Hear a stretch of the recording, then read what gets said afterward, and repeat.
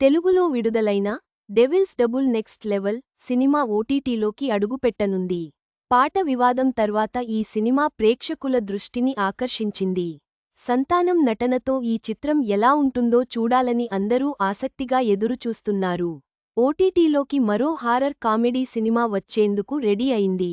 గత నెలలో ఓ పేరడీ పాట వల్ల వివాదాస్పదమైన ఈ చిత్రం తిరుమల వెంకటేశ్వర స్వామిని నమ్మే భక్తుల మనోభావాల్ని దెబ్బతీసింది.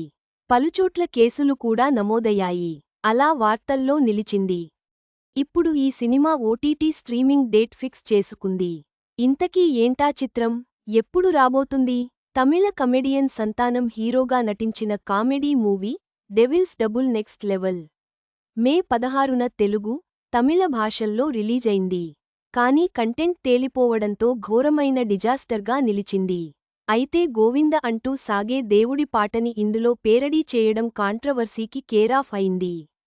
తర్వాత దాన్ని తొలగించడంతో అందరూ సైలెంట్ అయిపోయారు. ఇక ఈ చిత్రం థియేటర్లలోకి వచ్చి నెల కూడా అవ్వకుండానే ఓటీటీలోకి రాబోతుంది. జూన్ 13 నుంచి జీ5లో తెలుగు, తమిళ భాషల్లో స్ట్రీమింగ్ కానుంది. ఈ మేరకు అధికారికంగా ప్రకటించారు. ఈ సినిమా విషయానికొస్తే కిస్సా 47 అనే యూట్యూబ్ ఛానల్ నడిపే కృష్ణకి పారడైజ్ అనేది థియేటర్ నుంచి స్పెషల్ టికెట్ వస్తుంది. దీంతో కుటుంబంతో సహా కృష్ణ ఆ థియేటర్కి వెళ్తాడు. తర్వాత ఏమైంది? ఆ థియేటర్లో అసలేం జరుగుతుందనేదే మిగతా స్టోరీ.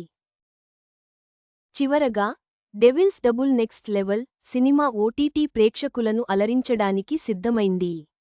జూన్ 13 నుండి జీ5లో చూడవచ్చు.